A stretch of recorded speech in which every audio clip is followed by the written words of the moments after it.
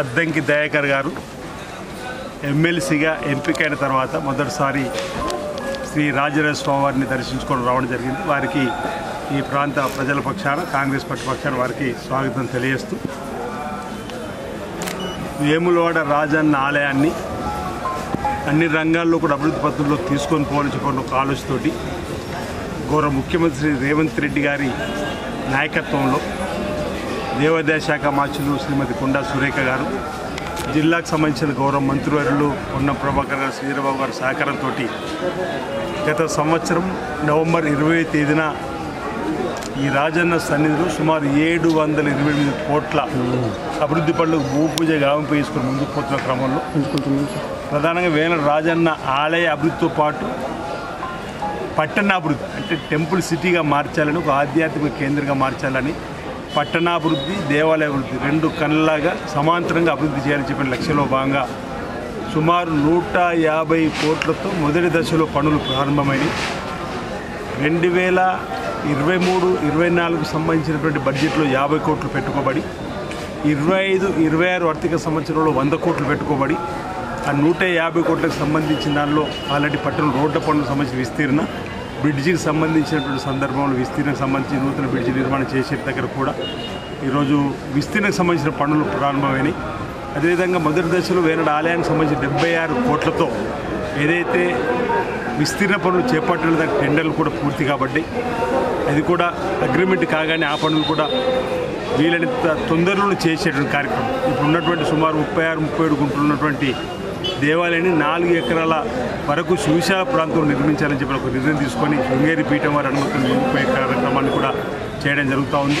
అదేవిధంగా వేరంలో గుడి చెరువులోకి మురుగునీరు చేరకుండా, మూలవాగులోకి కూడా మురుగునీరు చేరకుండా కూడా తగు చర్యలు తీసుకునే కార్యక్రమం కూడా ప్రారంభమైంది. అన్న సత్రానికి కూడా 35 కోట్లు అగ్రిమెంట్ కూడా కాబట్టి అంటే ఇవన్నీ కూడా పనులు వేగంగా చేసేటువంటి ప్రయత్నం చేస్తూ ఉన్నాం.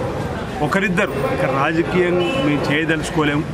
మేము వారందరి మాటలను పాజిటివ్గా తీసుకొని దేవాలయ అభివృద్ధి కోసం ముందుకు పోయే క్రమంలో అక్కడక్కడ చెప్తున్న మాటలను కూడా మేము తీసుకొని వారి ఆలోచనను కూడా అభివృద్ధిలో పంచుకొని ముందుకు పోయే విధంగా పనిచేస్తున్న వాటి సందర్భంగా తెలియజేస్తూ, మరి ఈ కార్యక్రమంలో అద్దంకి దయాకర్ గారు కూడా రాజన్న భక్తుడిగా దేవాలయ అభివృద్ధి కావాలని కోరుతున్న క్రమంలో కూడా పలు సందర్భాలు ముఖ్యమంత్రి దగ్గర కూడా కలిసినప్పుడు రాజన్న ఆలయ అభివృద్ధి చెందాలని చెప్పండి దక్షిణ కాశీగా పేరుగాంచినటువంటి వారి సూచనలు సలహాలు కూడా దేవాలయ అభివృద్ధి జరగాలని చెప్పినటువంటి సందర్భంలో వారు ఈరోజు ఎమ్మెల్సీగా ఎంపికైన తర్వాత సుదీర్ఘకాలం ప్రజల పక్షాన్ని నిలబడి ప్రజా పోరాటంలో పాల్గొన్నటువంటి వారికి కాంగ్రెస్ పార్టీ అధిష్టాన వర్గం గుర్తించి వారికి ఎమ్మెల్సీ ఇవ్వడం, వారు ఈరోజు రాజులను దర్శించుకొని కరీంనగర్ జిల్లాలో ఇతరత్ర కార్యక్రమం రావడం జరిగింది. వారికి కూడా ఈ సందర్భంగా మరోసారి స్వాగతం తెలియజేస్తాను. అందరికీ నా హృదయపూర్వక నమస్కారాలు. వేములవాడ రాజన్న బిడ్డగా ఒక సామాన్యునికి భరోసా ఇచ్చే మా వేములవాడ రాజన్నను దర్శించుకోవడం అనేది ఎంతో అదృష్టం. పేరులోనే ఆది పెట్టుకున్న మా ఆది సీనన్న ఎన్నో ఏళ్ళ పోరాటం తర్వాత ఇప్పుడు ఇక్కడ వారి ఆశీస్సులతో, స్వామివారి ఆశీస్సులతో వారికి అధికారం రావడం కాకుండా రాజన్న యొక్క దేవాలయ విస్తృతి, అభివృద్ధికి సంబంధించి ఒక బృహత్తర ప్రణాళిక వారు చేసుకోవడం, అది ముఖ్యమంత్రి గారు రేవంత్ రెడ్డి గారు జిల్లా మంత్రులతో పాటు దీన్ని రాజన్నను మరో తిరుపతిగా, మరో యాదాద్రిగా, మరో భద్రాచలంగా పెద్ద ఎత్తున ఈరోజు ఇక్కడికి రావడానికి సౌకర్యాలతో పాటు అభివృద్ధి చెందేందుకు వారు కృషి చేస్తున్నారు. మేము కూడా వారికి చేదోడు వాదోడుగా, ఉడతాభక్తిగా మేము కూడా వారికి సహకరించే ప్రయత్నం చేస్తాం. అన్నిటికంటే ముఖ్యంగా రేవంత్ రెడ్డి గారు రాజన్న స్ఫూర్తితోనే, రాజన్న సిరిసిల్ల రాజన్న, వేములవాడ రాజన్న ఈ స్ఫూర్తితోనే గోశాలలు, ఆధునిక గోశాలలు తెలంగాణలో ఏర్పాటు చేయాలని ఒక నిర్ణయం తీసుకున్నారు. ఎందుకంటే ఇది మన పురాతన సనాతన ధర్మను పునరుద్ధరించడం అనేది. వేములవాడకు కూడా ఈరోజు గోశాలను ముఖ్యమంత్రి గారు ఇచ్చిండ్రు.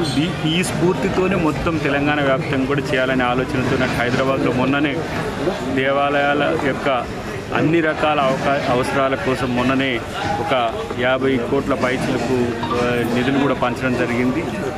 ఈరోజు ఈ ప్రభుత్వం ఒక ఆధ్యాత్మికతను పెంచే విధంగా ఈ తెలంగాణ ప్రాంతం పూర్వాంకంలో అస్మిక రాజ్యంగా ఉన్న ఈ ప్రాంతం ఈరోజు ఆధ్యాత్మిక కేంద్రంగా విరాజిల్లేందుకు రేవంత్ రెడ్డి గారు చేస్తున్న ప్రయత్నం మరి పూర్వం వారు చైర్మన్గా ఉన్నప్పుడు తెచ్చిన ఈ గుడిలో తెచ్చిన మార్పులను కూడా వారు చెప్పడం జరిగింది.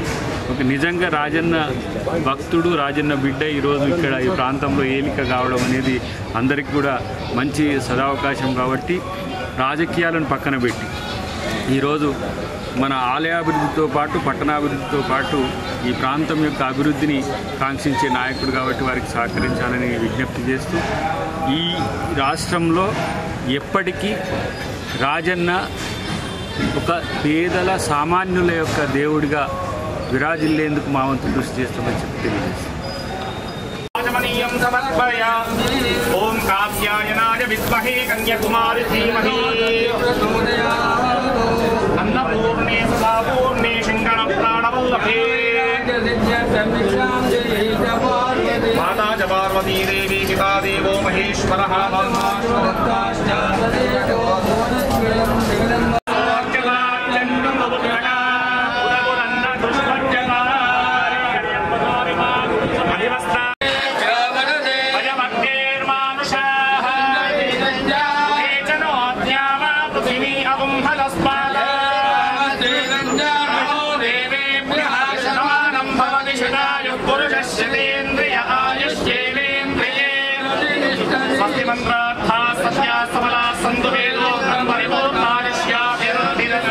పార్వతీ రాజరాజేశ్వర స్వామి దేవతానుగ్రహ ప్రసాదేన ఆచరిత దర్శన పూజ సకల సంపూర్ణ ఫలావాప్తిరస్తు పునర్దర్శన ప్రాప్తిరస్తు. అయితే మీరు సహజంగా స్వామి ప్రసాదం ఈ విధంగా